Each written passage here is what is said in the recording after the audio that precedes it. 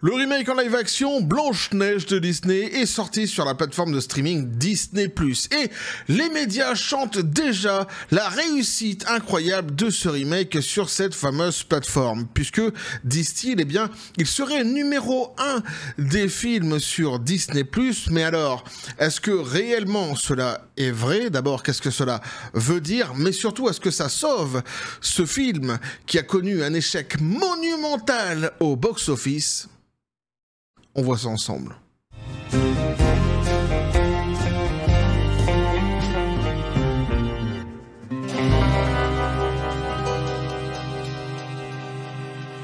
Aïe aïe aïe, nous sommes de retour pour parler une fois de plus de ces remakes en live action que Blanche-Neige. Avec Rachel Zegler. Petit café les copains. C'est reparti. Bah ouais, on a eu toute l'histoire de ce remake depuis sa conception jusqu'au méga flop qu'il a fait au box-office dernièrement. Et quel méga flop, hein, il est rentré carrément dans l'histoire des méga flops de Disney, des flopbusters même devrais-je dire. Mais ici donc il a été collé dernièrement sur la plateforme de streaming Disney+. Eh ouais, mais je vous en avais parlé là, pour ceux qui suivent cette chaîne, vous le savez déjà. Mais quoi qu'il en soit, eh bien les médias nous chantent maintenant une réussite extraordinaire pour ce remake en live action. Il est numéro 1. Il est numéro 1 sur Disney+, d'un classement qui est fait par Disney, oui. Donc forcément, c'est une réussite intergalactique. Bon, bah, on va voir ce qu'il en est réellement. Et puis surtout, on va voir si ça sauve ce film, globalement, de toute façon. Donc on nous dit, rapport des médias, Blanche-Neige est le film numéro 1 sur Disney+, après ses débuts. Mais Rachel Zegler est-elle de retour? Ouh là.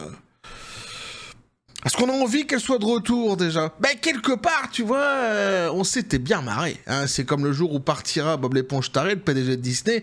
On lâchera pas une larmichette, faut pas déconner non plus. Mais on pourra dire quand même que c'est un sacré bout en train, un sacré guéluron qui nous quittera ce jour-là. Et on se sera tapé de belles tranches de rire grâce à lui. Et les Indiens d'Inde et le cricket ne diront absolument pas le contraire. Bref, Disney déroule le tapis rouge pour Blanche-Neige. Étonnant. Mais ce n'est pas celui qu'on attend. Ah ouais? Avec la sortie du remake en live action avec Rachel Zegler et Gal Gadot sur Disney+, le 11 juin, le studio n'a pas manqué de souligner un fait surprenant. Le film s'est hissé à la première place de tous les principaux classements Disney+ du monde en quelques jours. Ah déjà, tu vois, hein? Pour ceux qui suivent cette chaîne depuis un moment, quand on parle de Disney, surtout sous la direction de Bob Iger, Bob l'éponge taré, les Brouf, les tours de magie, les tours des passe-passe, les vases qui se vident pour en remplir d'autres, tout cela on connaît. Eh oui. Et donc on se méfie, et quand on entend première place de tous les principaux classements du monde, ah non, de Disney+ du monde. Ah, tous les classements Disney+ du monde. Ah, tous les classements Disney+, du monde. Mince alors, c'est pas tous les classements confondus. Ah, déjà, sa mère les bons becs. Hein, son père les paupiettes, sa mère les bons steaks. On se dit que ça cache sans doute quelque chose. Son père les pompettes aussi. Bref, il y a une mise en garde importante à faire. Et nous y reviendrons dans un instant. Je pense que je viens de la faire, la mise en garde, là. Sans le vouloir, je viens de spoiler quelque part l'article. Je suis un spoiler d'article, je suis comme ça. Il convient de préciser clairement que Disney+, possède un top 10. Eh oui. Mais nous comprenons qu'il ne correspond en aucun cas à l'audience réelle ni à la durée de visionnage. Si tel était le cas, Bluey serait donc en tête chaque semaine. Nous pensons plutôt que Disney organise délibérément ce classement pour ses propres besoins. Ah bon? Puis l'utilise à des fins de relations publiques et de marketing. Non! Oh! Un petit peu comme Netflix alors. Puis Amazon aussi. Et ouais, parce que Netflix, c'est pareil, tu vois, ils te font des top 10 en te disant « Ah, ça, c'est numéro 1, c'est top tendance, tout le monde regarde !» Et parfois, on voyait, on en riait ensemble d'ailleurs par le passé, souviens-toi, oui, on était jeunes à cette époque-là, on était fous, on était jaunes. Et on en riait d'ailleurs parce qu'on parlait des flops de certaines séries ou que personne ne regardait en réalité. Et quand on voyait le top, justement, tu voyais les top 10 de Netflix, c'était numéro 1, et numéro 1, mais personne ne regarde. Si elle est numéro 1, selon qui? Selon nous, il est numéro 1. Il est numéro 1 de toute façon. Hein, on est qui? On est Netflix? Voilà. C'est nous qui décidons. Ah d'accord, mais bon, personne ne regarde quand même, quoi. Autrement dit, si Blanche-Neige est probablement le film le plus diffusé sur Disney+, lors de ses 3 premiers jours de diffusion, ce qui est fréquent avec les sorties au box-office, quel que soit leur succès ou leur échec, les sites qui utilisent le top 10 sur Disney+, nuisent à leurs lecteurs. Donc il se peut effectivement qu'il y ait un regain d'intention à aller voir ceux qui ont la plateforme de streaming Disney+, justement ce film, bien que cela déjà cache quelque chose d'autre qui sera aussi indiqué dans cet article-ci, mais quoi qu'il en soit, il y a de toute façon de l'esbrouf, de la manipulation qu'on connaît bien de la part de Disney avec leur fameux classement.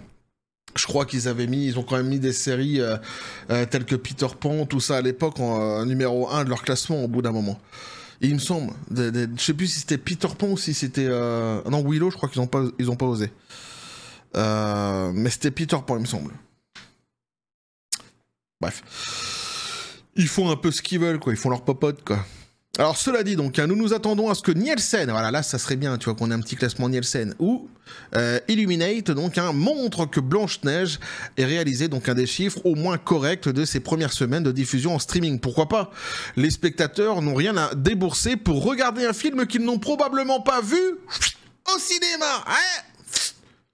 Ça, tu vois, c'est exactement ce que je voulais dire, justement, c'est ce que j'avais dit que l'article, justement, mentionnerait après, c'est que, effectivement, tu vois, il peut y avoir un regain d'intérêt pour ce remake en live action dès lors qu'il sort sur la plateforme de streaming Disney+, pour ceux qui payent déjà cette fameuse plateforme de streaming Disney+, qui, actuellement, ne se porte pas très très bien.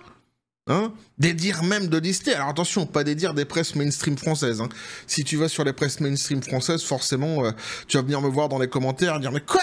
Mais regarde, ils disent que c'est extraordinaire que... » Oui, c'est les presses mainstream françaises. Hein, dans la réalité, tu vas voir un petit peu ce que disent les Américains, et surtout celui qui est concerné par tout cela, Bob l'éponge taré, ça va mal. Hein, ça va très très très mal pour la plateforme de streaming Disney+. Donc déjà, tu vois, t'es sur une plateforme qui est pas non plus dans un top forme olympique extraordinaire. Et puis, il est vrai, et surtout, il est bon de mentionner que ceux qui iront, je reprends ma phrase, ceux qui iront voir ce fameux remake, qui paye donc cette fameuse plateforme de streaming Disney+, n'ont pas été le voir au cinéma généralement.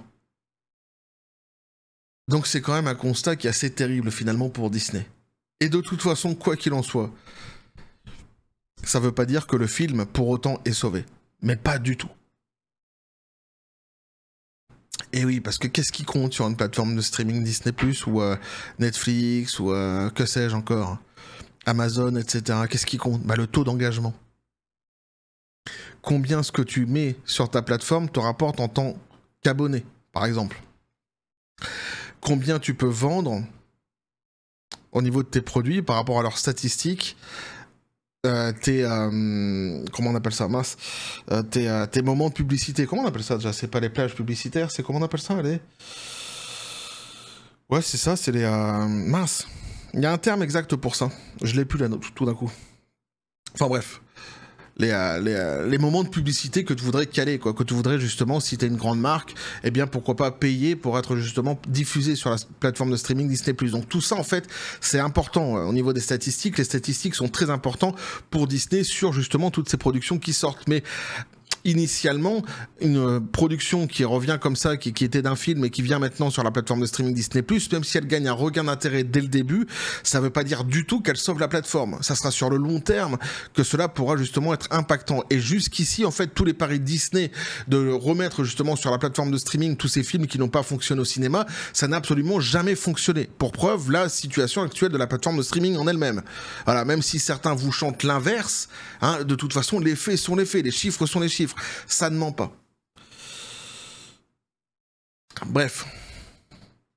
Ce triomphe, entre guillemets, donc un marketing, ne pouvait pas survenir à un moment plus crucial. La sortie en salle de Blanche-Neige en mars 2025 a été un échec public d'une ampleur autrefois rare pour Disney, avec un budget de production colossal de plus de 370 millions de dollars.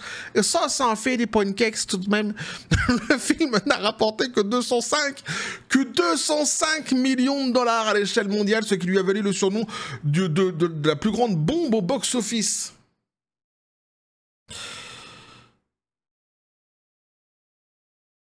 Il n'a pas du tout, je rajoute même encore un, du tout, atteint son seuil de rentabilité. C'est une catastrophe intégrale. Ce n'est que de la perte d'argent, que de la perte, ce film. Les critiques ont été globalement peu impressionnés. Certains ont loué la performance de Zegler, mais ont critiqué les nains réinventés et le temps politique. Ah, tu m'étonnes. Les réactions du public ont également été mitigées. Une note critique de 40% sur la tomate pourrie, Rotten Tomatoes, et seulement 71% d'audience. Avec un CinemaScore de B+, pour ceux qui ne sont pas au courant, un CinemaScore inférieur à A- n'est pas bon, compte tenu de leur système de notation assez étrange. Bref, quoi qu'il en soit, si tu passes sur cette vidéo et que tu as été voir Blanche-Neige, que tu as pris un pied intégral, que tu as trouvé ça sublimissime, extraordinaire, que t'en peux plus, que tu as envie de le remater tous les jours, que tu as envie de faire un feu de joie et de danser tout autour en chantant les louanges de Rachel Zegler, eh bien tu as le droit. Il n'y a pas de jugement de valeur. Voilà. C'est un petit peu excessif peut-être, notamment le feu de joie, mais tu as le droit. Bref. Entrée en phase 2, limiter donc les dégâts grâce au streaming. En accompagnant rapidement Blanche-Neige sur Disney+, le studio espère clairement... Ah bah c'est les espaces publicitaires tout simplement, voilà, ça y est, maintenant le terme me revient, c'est les espaces publicitaires, voilà. Qui sont payés normalement donc par les grandes marques et qui ont déserté Disney+ dernièrement au vu des échecs de Star Wars, les séries, notamment The Acolyte.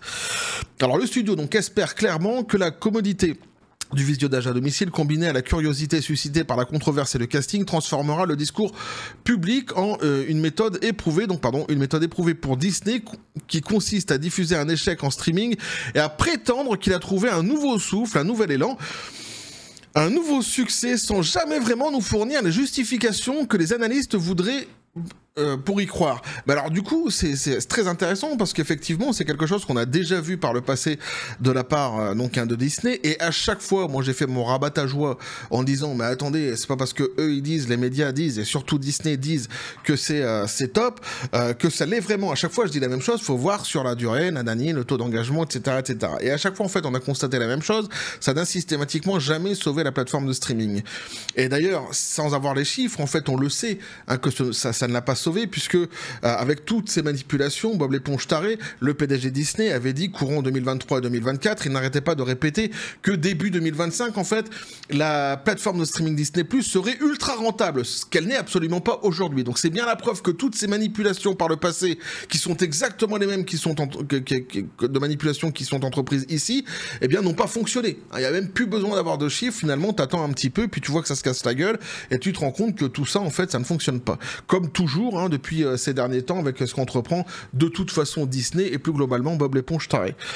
Le succès du streaming, notamment pour les films qui ne réussissent pas bien en salle, font de plus en plus partie de la stratégie de Disney. Business Insider souligne que le studio mise en streaming la location de VOD, la diffusion sur ABC Freeform, les partenariats avec les parcs d'attractions et les produits dérivés pour préserver sa rentabilité. Le classement de Flix Patrol en tête suggère que cette stratégie pourrait s'avérer payante, du moins en termes de chiffres clés. Cependant, tout comme pour Parrot Analytics, nous restons extrêmement sceptiques à l'égard des grilles d'évaluation et des groupes d'analyse de données qui utilisent un buzz internet nébuleux pour justifier un échec économique. Les actionnaires ne sont pas rémunérés en buzz internet, mais surtout, en fait, c'est bien, tu vois, Flix Patrol, machin, ils disent ok, ça va rapporter, oui, quand en fait, parce que comme je l'ai dit juste précédemment, en fait, cette technique-ci, c'est pas la première fois qu'ils nous la sortent, tu vois, c'est un petit peu comme le multiclonage de Naruto, quoi, ils arrêtent pas de nous la sortir actuellement. C'est juste un truc de dingue, on a l'impression qu'ils ont que cette technique-ci, d'ailleurs, pour tous les blockbusters qui s'enchaînent au cinéma, pour Disney. À chaque fois, donc, ils ressortent très rapidement sur leur plateforme de streaming Disney+. Mais ça ne fonctionne pas. Jusqu'ici, ça n'a pas fonctionné. Donc moi, j'aime bien, tu vois, Flix Patrol qui dit « Si, les chiffres clés ». Non, ça ne fonctionne pas. Ça ne se vend pas. Point final. C'est-à-dire que en fait, c'est incontestable. C'est un constat que tout le monde peut faire et que même Disney fait. Jusqu'ici, ça ne fonctionne pas. Et ils ont perdu énormément de publicité justement sur leur plateforme de streaming, tout simplement parce que ça n'a pas fonctionné. Toutes ces stratégies n'ont pas fonctionné. Alors là, il nous parle un petit peu des chiffres, machin, on s'en fout un petit peu. les stratégies, donc un numéro 1, donc un sortie en streaming rapide, promotion de la victoire du streaming, portée étendue et éviter l'ancrage en salle. C'est la stratégie de Disney, quoi. Certes, Blanche-Neige domine le classement Disney+, mais cela n'efface pas les remous qui ont servi, donc qui ont sévi à l'écran et en coulisses. Cette sortie en streaming constitue clairement la deuxième phase de la stratégie de Disney, rebaptiser le film en succès, grâce à un discours de communication plus maîtrisé. C'est un véritable tournant, passant d'un échec en salle à une célébrité en ligne. À chaque fois, ils nous font le coup, hein. Mais le fait d'être classé premier sur une plateforme proposant un contenu soigneusement sélectionné est-il un véritable gage de succès? Le temps et des chiffres de streaming transparents nous le diront. Donc voilà ce que vous pouvez nous dire l'article ici, les copains. Ça vous donne des nouvelles un petit peu quand même. Eh oui, mais à chaque fois vous me le réclamez. Vous êtes comme ça, vous êtes un petit peu comme des gremlins, ceux qui ont faim et qui minuit pourtant est déjà passé.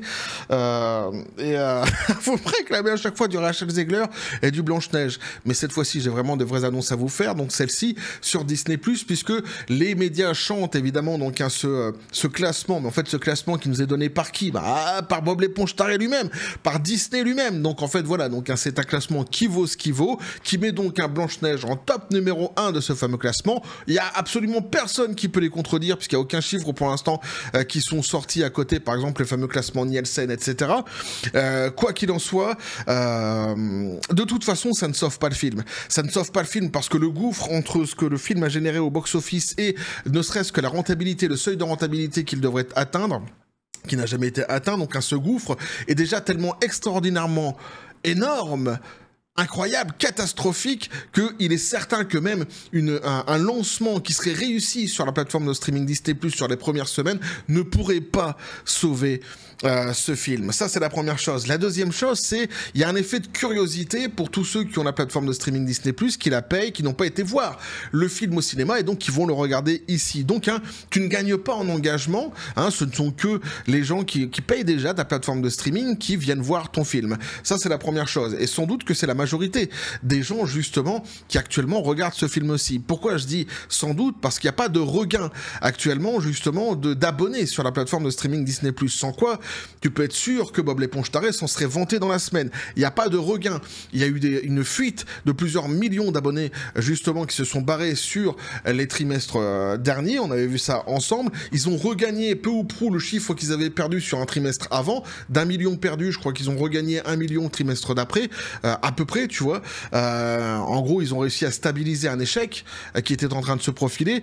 Et ils n'ont pas réussi à capitaliser, justement, sur les nouvelles sorties, notamment celle-ci, Blanche-Neige, pour avoir un regain d'intérêt sur la plateforme de streaming et donc un taux d'engagement supérieur qui ferait qu'ils aient de nouveaux abonnés. Et c'est bien ça qui fera ou non d'ailleurs le succès de ce fameux remake, puisque c'est là-dessus en fait qu'il sera attendu, puisque maintenant il est sur cette plateforme de streaming Disney+, il faut qu'il engrange de nouveaux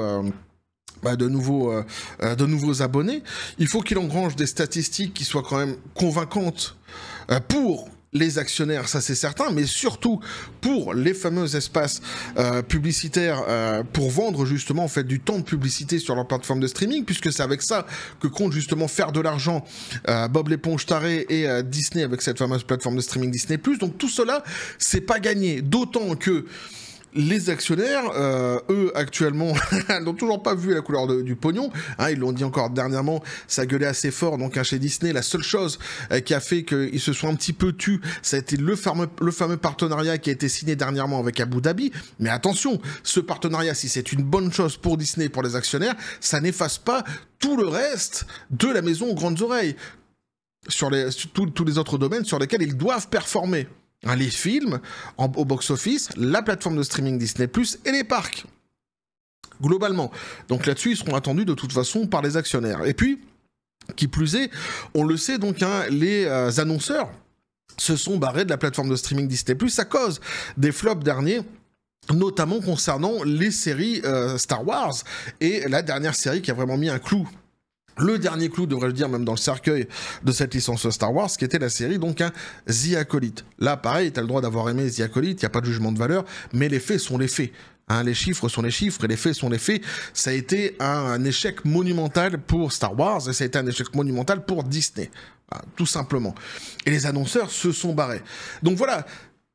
Il faut comprendre que ce remake en live action, pour vraiment qu'il devienne quelque chose d'impactant pour la société Disney+, sans qu'il devienne rentable pour autant, il faudrait qu'il engrange sur tous ces critères-ci. Abonnés, statistiques, temps de publicité vendue, donc annonceurs qui reviendraient, etc., etc. C'est pas gagné. C'est pas gagné. D'autant qu'en plus, Disney+, c'est plus en fait une plateforme qui se vend à la base, qui veut se vendre en tous les cas sur ses séries, que sur ces films qui viennent du box-office. Eh oui, ici c'est beaucoup plus épisodique. Donc avoir même de bonnes statistiques sur un film, ça ne te garantit pas une survie, un maintien de la plateforme. Même si, tu vois, demain il devait cartonner à fond, ça ne garantirait pas la survie et le maintien de cette plateforme. Ah, tout simplement. Bref, voilà ce que je peux vous dire donc là-dessus, les copains. Beaucoup d'esbroufs et beaucoup de choses comme ça qui sont balancées par Disney une fois de plus. On aura le fin mot de l'histoire dans quelques temps, quand on verra de toute façon si la plateforme de streaming en elle-même se porte mieux ou non.